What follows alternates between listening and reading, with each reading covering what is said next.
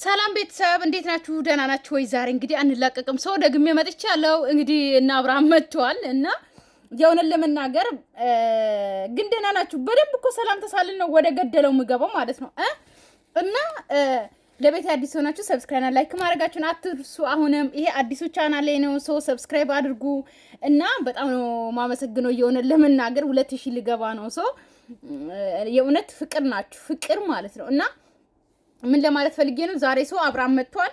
እሱን ደግሞ እንዳያችሁት ደግሞ ማለት ካያችሁት የሆነ ለመናገር እኔ በጣም ነው ያዘንኩት። ምክንያቱም ለምን እንደው ታውቃላችሁ የሆነ ሰው እንግዳ አሁን ልክ መጀመሪያ እኔ ከናንተ ጋር አሁን በአካል ስገናኝ አሁን ብንገናኝና እንፈራራለን አይደለ ሰላም እንባባል ማለት ነው። አብርሃም እንደዛ ነው ዛሬ ከሜሪ ጋር ካያችሁት አብርሃም ደህና ነህ ተጫወት እንጂ ደህና ነኝ ተጫወት እንጂ እሺ ነው የሚለው ገባችሁ አይደለ? እኔ በጣም ግርም የሚለኝ አብርሃም ደህና ነው የሚለው ሰው ብቻ ነው በጣም ግርም የምትሉኝ ማለት ነው። እና ምንድን ለማለት ፈልጌ ነው ሰው አብርሃምን ዛሬ ካያችሁት ልክ እንደ አዲስ እንግዳ ሆናችሁ ከአብርሃም ጋር ስትገናኙ ወይም ደግሞ ከኛ ጋር አንድ ላይ አሁን የማንታወቅ ሰዎች እንደ እንግዳ በመጀመሪያ ጊዜ ስንገናኝ እንደዛ ነው የምንፈራራው። ቢንጂ እሺ እበላለሁ ተጫውቺ እሺ እጫወታለሁ። ስራ እንዴት ነው? አሪፍ ነው።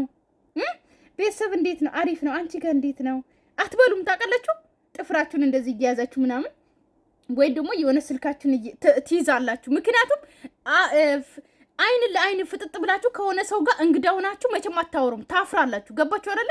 ልክ እንደዛ ነው አብርሃም እየሆነ ያለው ዛሬ ማለት ነው። ልክ ወይ ደግሞ እንግዳ ህፃን ልጅ የሆነ እንግዳ መጥቶ የቤታችሁ ሳይለማመድ አጠገብ አይደርሱም። ልክ እንደሱ ነው የሆነው። ሩታ የቆመውን ሐውልት እንደዚህ ይዘዋለች። አብርሃም ኪሱ ላይ ነው እጁን ያደረገው። ሩታ እጇን አምጥታ እንደዚህ ነው እንደዚህ ቆይ አሁን ይሄ እጅ አብርሃም ነው። ከዛ እንደዚህ እንደዚህ ከዛ ትመጣና ሩታ ማለት ነው እጇን ታስገባለች። ቆይ አሁን ይሄ እጄ ነው። ከዛ ምንድነው እጅ አሁን እጄ ሁለቱ እንትን ስላልሆነ ነው እንጂ ከዛ ትመጣና ሩታ እንደዚህ ታቅፈዋለች ማለት ነው በዚህኛው በኩል በቃ አለቀ። እሱ ከሁለቱም ኪሱ ላይ እጁ ኪሱ ላይ አድርጎ በቃ ጸጥ ነው መቆም ነው ስራው። አወራ አይገገር አያወራ ምን አይል ማለት ነው። ስለዚህ ከሩታ አጠገብ ካሉት አጠቃላይ አሁን ሜሪ ጥሩ እያወራች ነው። ምክንያቱም ባልሽ አድርገሽዋል የሱ ጸባይ እንደዚህ አልነበረም፣ የተለወጠ ነገር አለ። አብርሃምን ቆይቼ ነው ያገኘሁት። ስለዚህ በሃይማኖትም በኩል ከሆነ በሃይማኖት ደግሞ በሕክምናም ከሆነ በሕክምና መውሰድ አለብሽ እያለች እየነገረቻት ነው ለሩታ ማለት ነው። ገባችሁ አይደለ? ከነሱ መሀል ይሄ ሜሪ ማለት ነው። ልንገራችሁ በዚህ አጋጣሚ አብርሽን ለማዳን ነው የሄደችው። እሺ ውዶቼ ገባችሁ አይደለ? ምክንያቱም ሜሪን ታቋታላችሁ። ሰውነቱ ያምራል የወለድሽው አትመሲ ምናምን እያለቻት ነው። ገባችሁ? ሩታ ብቻ አይደለችም የወለደች የማትመስለው በጣም ብዙ ዘናጭ ሴቶች አሉ ሲቀጥል ማለት ነው። ገባችሁ አይደለ? 2 3 4 ወልዶ አሁን እኔ 2 ልጅ አለኝ። አሁን እመስላለሁ 2 ልጅ ያለች ሴት እመስላለሁ? ቤተሰብ አሁን ፍረዱ። እመስላለሁ የ13 ዓመትና የ7 ዓመት ልጅ አለኝ። ገባችሁ? አሁን እመስላለሁ ማን ይሙት አሁን የወለድኩ እመስላለሁ? አልመስልማ። በቃ እንደዛ ነው። አየችሁ?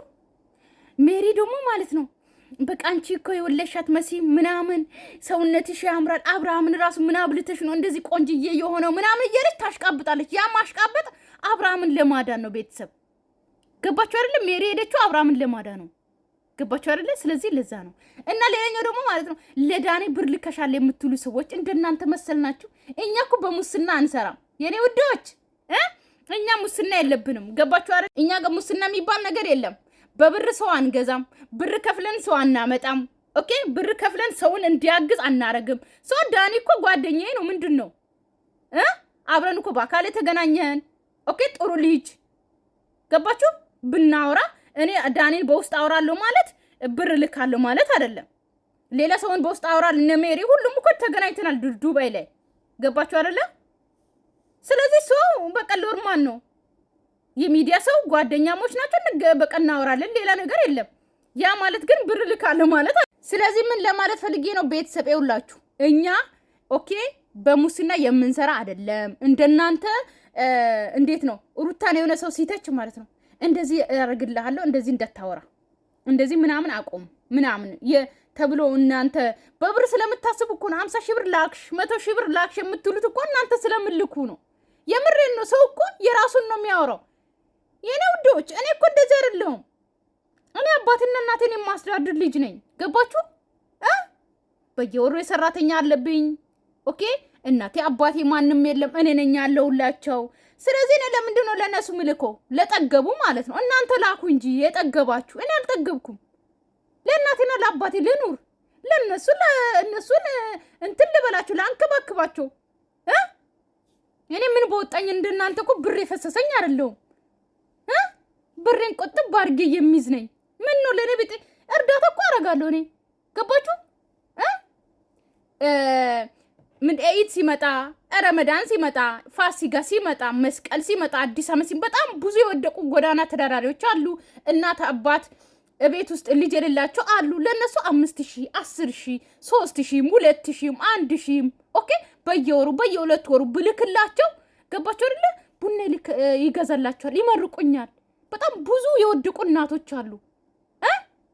እርዳታ መቀላቀል ከፈለጋችሁ ኑ እርዱ እነሱን። ኦኬ እነሱ ይመርቃሉ፣ ምርቃታቸው ይደርሳቸዋል። ዩቲዩብ ላይ ጠገቡት ብር ለሚያገኙት እኔ ብር ልልክ እንደናንተ አይደለሁም። እናንተ ላኩ፣ እናንተ የጠገባችሁ እናንተ ላኩ። የኔ ውዶች እናንተ ላኩ። ካሌድ ፋውንዴሽን አለ፣ ብዙዎቹ አሉ። እኛ ወደ እነሱ ነው የምንልከው። የኔ ውዶች ለእርዳታ ነው እንጂ አናረግም። እንደዛ አይነት ርካሽ ቦታ አንገኝም። እሺ አዎ እንደዛ ነው። እና ቤተሰብ ወደ ቪዲዮ ሄዳለሁ። ሰው ቪዲዮአቸውን አምጥቼ እንትን አስገባለሁ እና እንደዛ የሚያስብ ሰው እንደዛ ስለሚያደርግ ነው። እና አብዛኞቻችሁም ብራችሁን ያዙ። በዩቲዩብ እነሱ ምንም አላጡም። እኔ ብዙ ጊዜ ነው የምናገረው።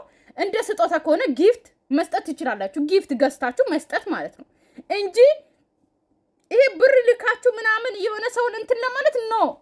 እነሱ እናንተ በየወሩ አሁን በወር 70,000 ወይም ደግሞ 80,000 ወይም ደግሞ 50,000 60,000 ልታገኙ ትችላላችሁ አይደል?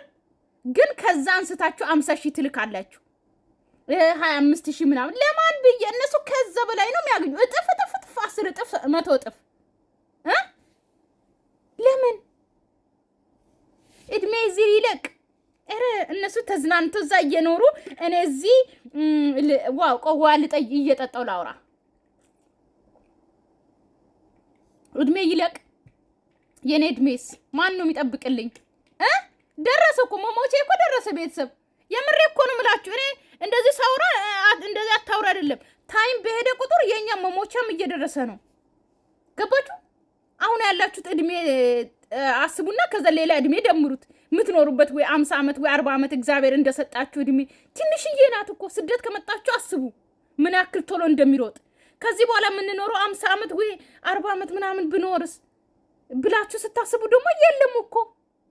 ላይፍ ኢዝ ሶ ሾርት፣ በጣም ትንሽዬ ነች ህይወታችን። እንዲህ ቤተሰብ እኔ ሳስበው ራሱ ስደትን ለምን ወጣው እያልኩ ነው። ያለኝን እድሜ እዚህ ዓለም ውስጥ አጣፍጬ ለምን አልሄድም አልሞትም? ስለዚህ ሞትን አስቡ። ክፉ ነገር ስታወሩ ሞትን አስቡ ቤተሰብ። እኔ በቻልኩት አቅም ክፉ ነገር ለማውራት አልፈልግም። በህይወቴ ውስጥ ጥሩ ነገር አድርጌ ማለፍ እፈልጋለሁ። የእውነት ነው የምላችሁ። እና ሞት ማስብ በቃ የሆነ በቃ አይደለም